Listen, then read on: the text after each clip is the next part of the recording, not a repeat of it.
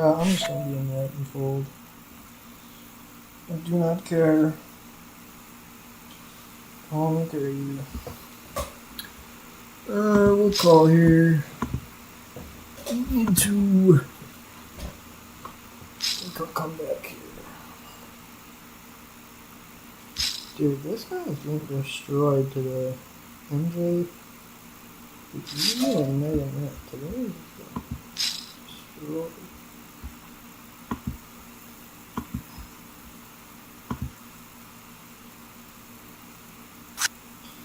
Alright, so we double block the nuts. We're gonna rep it. And we have the ace called draw. Yeah, I ain't come here to not barrel. If you jam, you're screwed. I fold that. It's mid hand, and we take it down. Just take it down with bluff.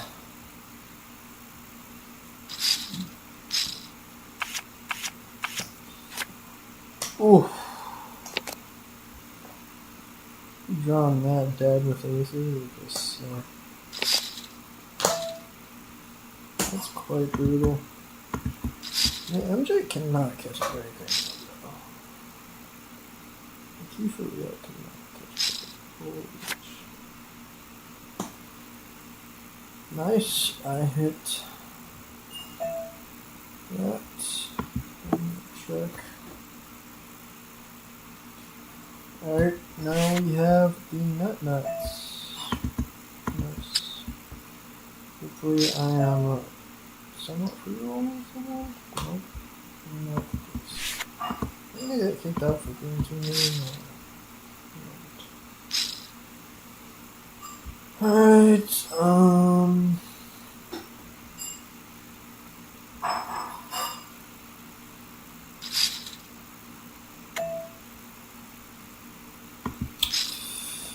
gonna flat that. Oh, dude, MJ is just not. It's just not his day, is it? Oh, my ace is pretty much dead. Might as well be dead. Dude, I feel for that, man. Holy. Spades and combo draw, double gutted. Still a fold, dude. If we had the nut spades, we could call, but we don't. Alright,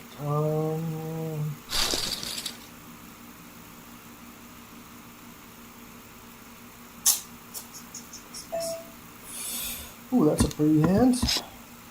Definitely can call this. And we don't flop much at all. Double gut shot, backdoor hearts, and now we're probably trying to probably going dead. I'm gonna fold. Okay, would our tens fold been good? Probably not. Especially if this one does. This absolute nit. So summing up. Yeah, it's queen jack. Good fold.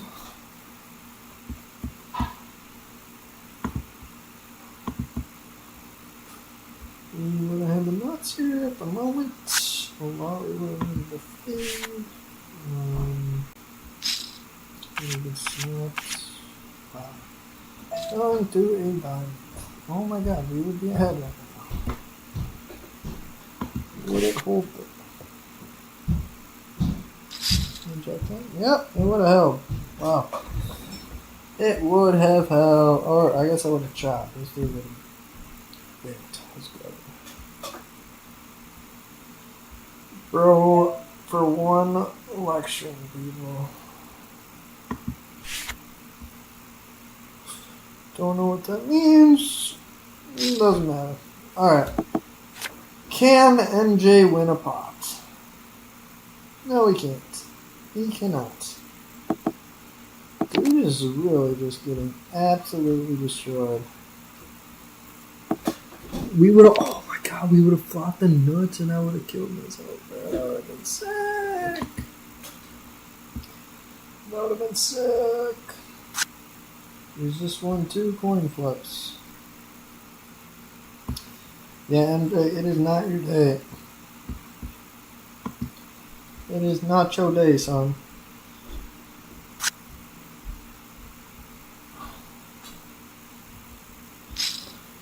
Yeah, structuring, that's knowing you. I don't know what Pup Diddly's about. Pup Diddy. Yeah, I'm about to get kicked for VPIP, but like, I'm just not really picking up hands either. Let's see how we're doing for the day. Ooh, up 300. Let's go.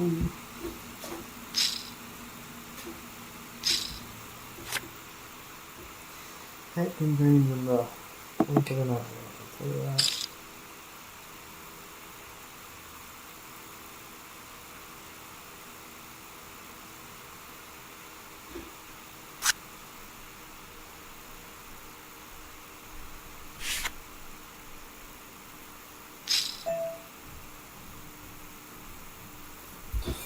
Oh!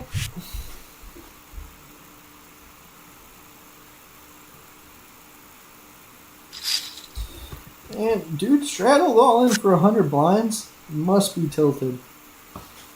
Dude really just went all in for 117 bigs. And we have 3 jacks. We can have 3 jacks. Oh, dude. All my takes is and there's his rag and he's. Look at that. He's ahead. Or I guess he's not ahead yet. But he is the favorite. And I block all of his odds too. Ooh. Not that. Not the card he wants to see. Now he's drawing very slim. Just as open-ended to go with. Which I have 2. Block 2 of his outs. Yep. Sick. Ace is full. Gonna be good there.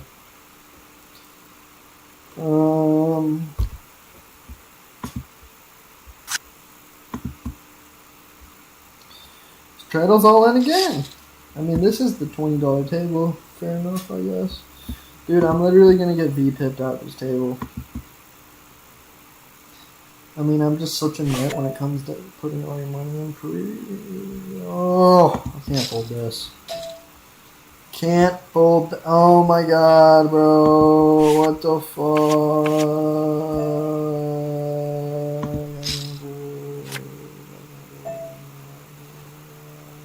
God. Oh. Fuck. Really nothing. Nice.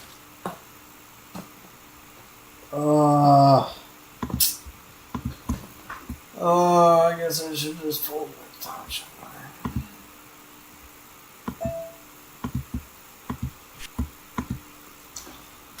Bro.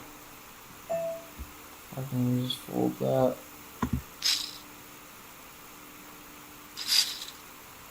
Oh, that's where I just get scooped. That's where I just start losing my stack. Probably should have just folded. No, man. Oh, dude, are you kidding me? Here's the nuts. Here's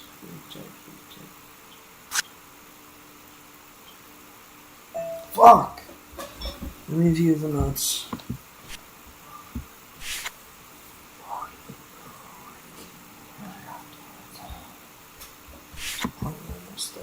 Oh, no, down. Kidding me? How are we down, man? Got double suited kings here. We're all in. What are we up against?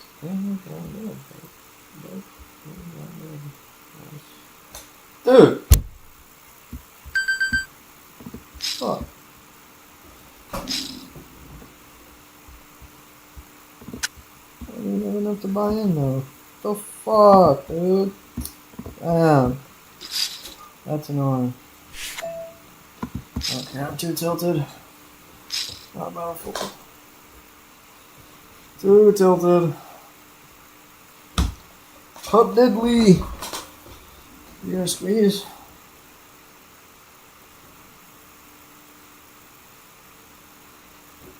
Dude. Alright. It's rolling here. Please don't have hearts. Okay. Twice? Let's go. I'll do it. No! No! How do I not? Oh. How do I lose both there, bro? That's actually insane.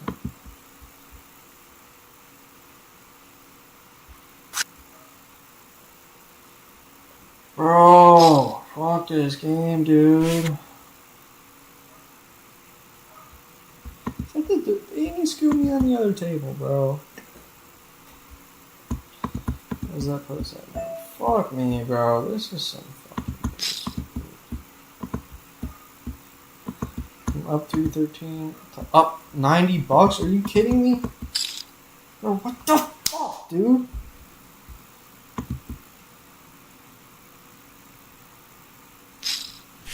It is so tilting.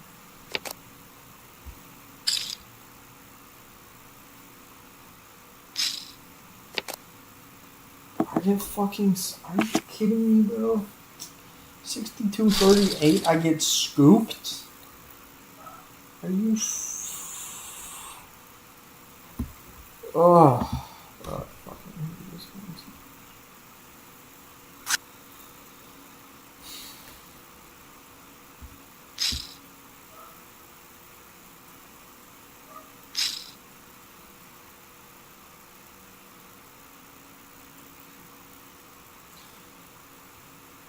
Oh, dude, what the hell, bro?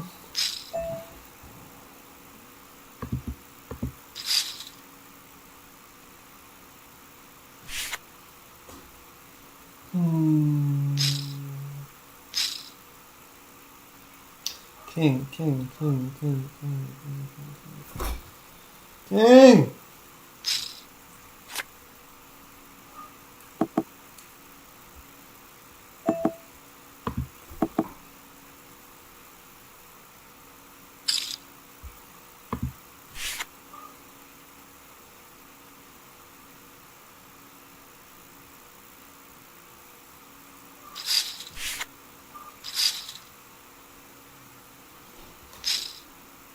Four, five? Yep.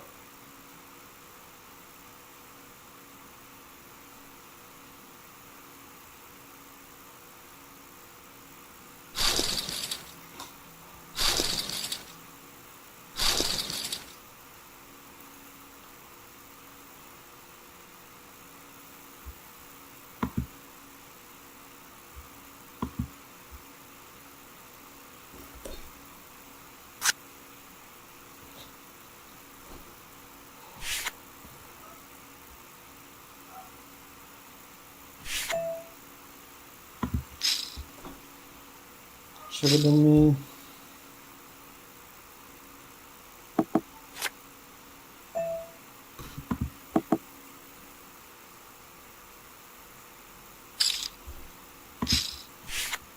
Should have left $200 ago.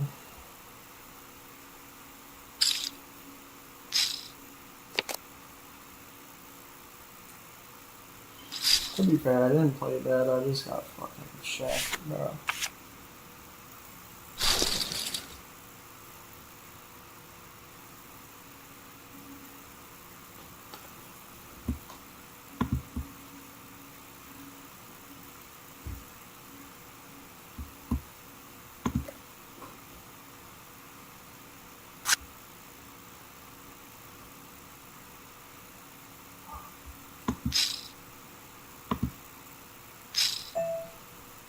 What the fuck is that?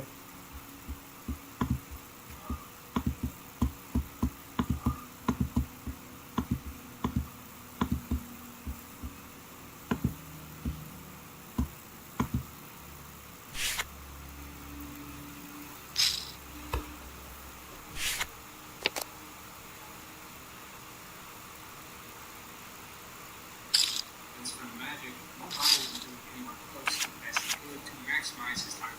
He wasn't the hustle guy or impenetrable rim protector like in his college days. And even though he had stretched the floor well as he shot 38% from three, that's not what the Magic were paying him. He was blocking close to 2 shots a night, of course, but he took blocks and was at a cost. At times, Rudy Gobert's numbers had fallen, consistently seeing field goal percentages fall around the rim, while minimizing fouls at the basket is what maintains his value. Mo Bamba was more so jumping every shot, trying to pad his block totals, while not actually anchoring the defense whatsoever. Even with that, in the lottery we scored him Paulo Banchero, the Magic would sign him for 2 more years. He'd be relegated to the bench, but as the Magic kept pulling apart, big man. Oh, what are these hands? I mean, 4.5 years in, you'd expect a guy like Bamba to assert himself. That was the problem. He got into games where he'd stretch the floor, knock down a couple threes, and get a block or two. More often, you'd see empty stat lines and remnants of his college self. Rotations that were piss poor, frequent foul issues, trying to push players, and an inability to finish inside. This guy really didn't improve in any way to compete at the NBA level, and was frankly unplayable despite a pretty jump shot. He finally gets sent to the Lakers, which seemed like the one place Mo could maybe excel, but after an ankle sprain, they waited for the offseason so that they didn't have to pay him $10 million to ride the bench. He's bounced around since then, surviving on 1-year deals and 10-day contracts. But at the end of the day, he ended up being the NBA's version of a mirage. If I were a scout in 2018, I probably would have been high on Bamba. But due to his inability to fit a simple crack in his game, Mo Bamba is in enormous spots. At this point, it's like getting a dead horse. How can you not at least include Ben Simmons? It's a bit difficult because of the defensive injuries to deal with. Parts of his game he could have worked on. With the ceiling at the Hayden, which has been beyond disability. Brown James and Magic Johnson comparisons defined his draft process because he was supposed to be the ultimate mismatch. Too big for guards, too fast, and too skilled for bigs. Even after an entire year gone due to injury, Simmons still came out to win the Rookie of the Year, averaging 16, 8, and 8. Beneath all of that success. Alright, let's see if Kings work for us this time. Anytime he got an open look, he looked like a deer in headlights. Only shooting 0 for 11 from 3 and at first it didn't seem like because his one-dimensionality and we're up against spades. Twice? Twice? Twice? I've been getting shafted, bro. It's gonna come on the turn. I already know it. Bang. Oh, let's go.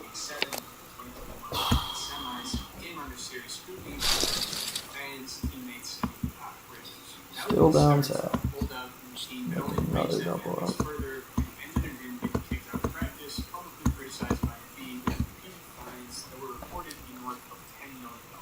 He finally got traded to Brooklyn. He wasn't close to the same player that he was. And even worse, he still hadn't fixed the fucking jumper. Since then, it's been a downhill journey for Simmons. Every offseason feels like someone's posting on social media that Simmons is working on his game, or developing a 3-point shot. The 2 3-point attempts in just 108 games shows that he has Alright, just like that one. And when you pair that with a degenerative back, you're left with a guy who has all of the physical tools to be an all-time great, but easily could have player who couldn't elevate his game to compete with the best. Now, Andrew Wiggins' story hasn't been as straightforward. Like Simmons, he came into the league as the number 1 pick and won the Rookie of the Year to become the so-called future of the franchise for Minnesota.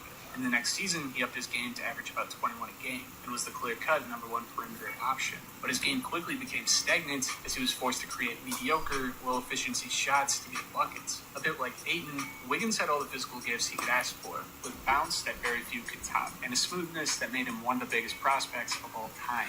With a skill set that had a foundation laid, Wiggins quickly halted the development. He was expected to blossom into a top perimeter defender given his athletic gifts, but very quickly it became very apparent that he wouldn't be able to be an elite 2-way player, mostly because he really didn't want to. By his third season, he was averaging 23.6 points per game. And although there were some breakout 40-point games, at the end of the day, it didn't matter as the Wolves finished 31 and 50. Bro, fuck you. With Zach LaVine and Karl Anthony Towns playing well, this team was young and exciting, but never really felt like a team. More of just a talent collective. It didn't help that LaVine was a point guard, but Andrew Wiggins was out there not swinging the rock. Let's go! Fuck this guy.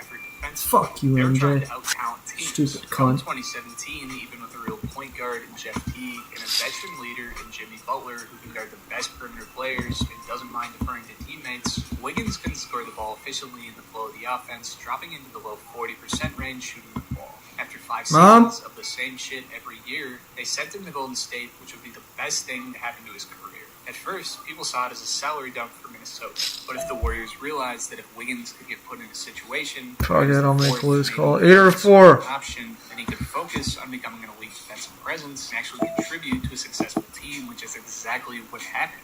Playing alongside Draymond, he became an integral part of that defense, playing some fresh blood that team desperately needed. Throughout the couple of years after getting sent to Cali, Wiggins became an all-star starter, an NBA champ, and had thoroughly revived his career. Sure, he wasn't a superstar, but he had done more than enough for fans to realize what made him valuable. In the case of Wiggins, after fitting the mold perfectly as a guy who refused to get better, we certainly saw a different face of him on the Warriors. Did his skill set all of a sudden evolve? Not necessarily, but through applying yourself fully into a winning system you believe in rather than trying to get yours on a losing franchise, it's crazy how you can see your game transform. By the time Warriors fans had grown to love him, and were exactly happy that he was the one that had to go, which shows how far he's come from his Minnesota days. Let's just still assume it was a magnet. This guy was really hated on for not being Dennis Smith Jr., but really that just takes away from how fascinating a prospect he really was. This guy was a 6'4" point guard with 7'1" arms. That's fucking crazy.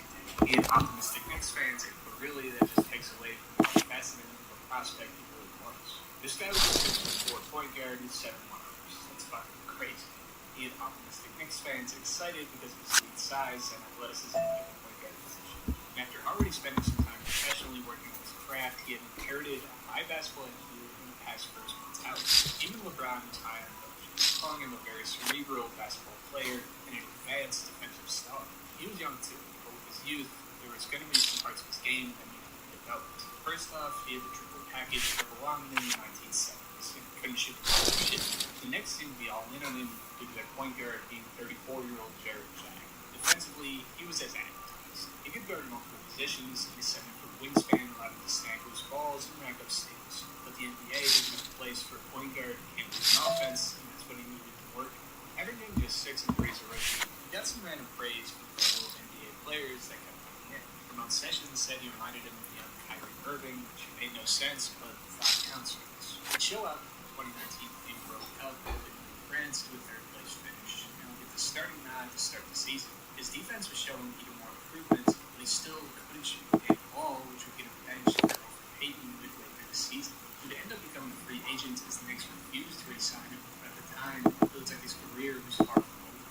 He was just 22 years old, and his defense was very solid. But if you're going to develop a shot in the NBA with professional coaches around you, in this day and age, you're going to put yourself in a dangerous situation. Point guards that can't shoot go extinct in this era. Neil King was not only weak in that regard, he had a pretty empty offensive bag in general. He spent a couple years in Dallas before signing on to play 5 games with the Hornets, and has officially gone back to play in Europe, where his play style may have been somewhat desired. Now, no one really expected Gary Trent Jr. to be the 18-point-per-game scorer that he was in the sports season playing. The one-and-done guard from Duke went 37th overall in the 2018 NBA draft, and was stuck in the G League for most of his rookie season. In his second year, he'd see a bit more runtime, but when the NBA went to the bubble, Trent was one of those guys who just took it to a whole new level. In the regular season bubble games, he averaged 17 points per game while shooting above 50% from 3. And people started to realize that he might be a legitimate NBA scorer. But he was still going to need to prove it when the teams went back to I'm getting no full. because there were a lot of guys who wanted to clear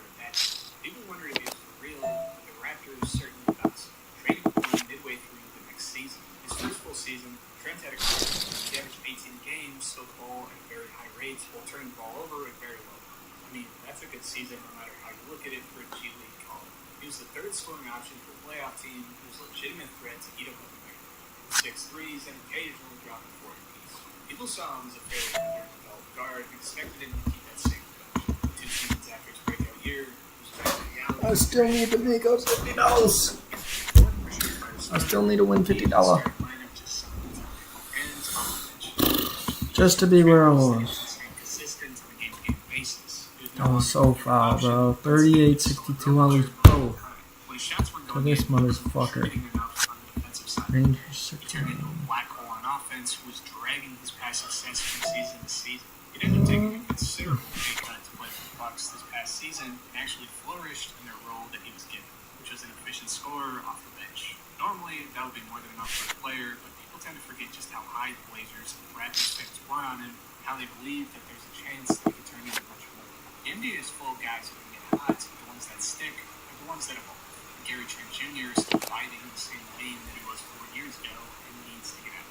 Cam Reddish came to the league with a sky-high ceiling, given his ability to use his versatility to guard most positions and his three-level scoring. He was part of one of the most exciting college teams we've seen in Reddit, which included himself, Zion, and RJ Barrett. Cam was weird, because everybody who's played this guy seems to share the opinion that he was one of the coldest prospects in the country. When put on the biggest stage at Duke, this guy had a total stinker of a season, failing to finish the third option on the team, which certainly is a poor trait to have in making the leap to the NBA.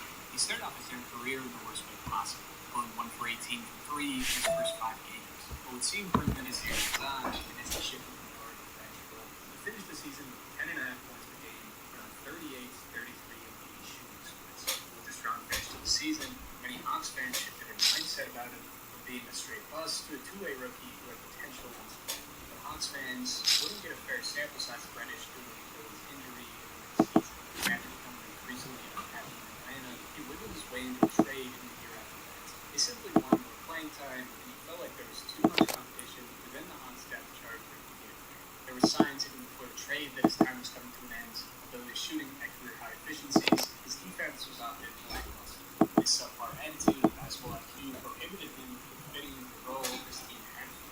Playing for Thibodeau in New York, he was notorious for running extremely tight rotations with his shot to Reddish's and he went from playing about 23 minutes per game to just 14. It's not like he was fighting for a spot in all games. He was fighting for playing time with Al Burks and Quincy Collins. The main issue was, Thibodeau didn't even want Reddish at all. He was hoping he would get a big role in New York as he consistently struggled against all of them. The grass isn't always greener as he ever seen. His unwillingness to conform to his role in Atlanta was the worst thing that he could have done at the time. The burden of the potential that he brought into the league was too much to carry for Reddish. And in a league where you need to find your unleash to succeed, Reddish certainly struggled to find his. He'd get moved a couple more times before ending up in Los Angeles, or get waived before the playoffs to make room for other roster moves. It doesn't really make sense for a guy like Reddish to struggle this much and fail to find a role. Surely there are teams that would be willing to have him aboard, and if he can buy in with his athletic frame and natural abilities, he can become a valuable role player to the right roster. The issue is that he hasn't improved shooting-wise whatsoever. Shooting at around 28% from 3 this past season, hasn't established himself as a lockdown defender every night. He can't generate offense as he averages damn near as many turnovers as assists. This kid is still only 25, so I'm not too worried he's going to find another team, but you can't stay in the NBA by just bouncing around teams and failing to develop further than your rookie self. Unlike Reddish, Rui Hachimura has been able to carve out a role for himself within the Lakers organization. When the Japanese forward averaged 13 Bro, you're so bad. rebounds per game as a rookie, it looks like he was one of the most underrated up-and-comers in the game. He went from being a college freshman at Gonzaga who didn't know a bit of English to an All-American dropping 20 a game, and became both a walking marketing opportunity for NBA teams, but also a player who had a chance to become a legitimate star in the NBA. Let's be clear, Hachimura has put up an NBA career that most players can only dream of having, and has legitimately improved in some aspects of his game. But there were so many moments and countless visions that people had for Rui that haven't been fulfilled. Year 2 came by and Hachimura had nearly an identical season, with the exception of some shooting improvements. His three-point shooting jumped from 29% to 33% and finally to 45% from his third season. His minutes started getting cut, which didn't really make sense as he was shooting the ball better on a bad Eastern Conference team.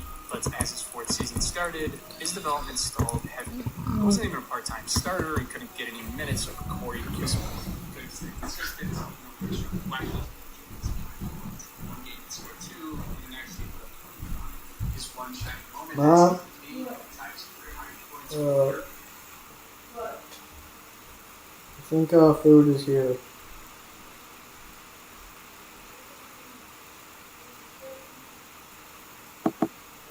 His last game that he had with the team before he traded sent him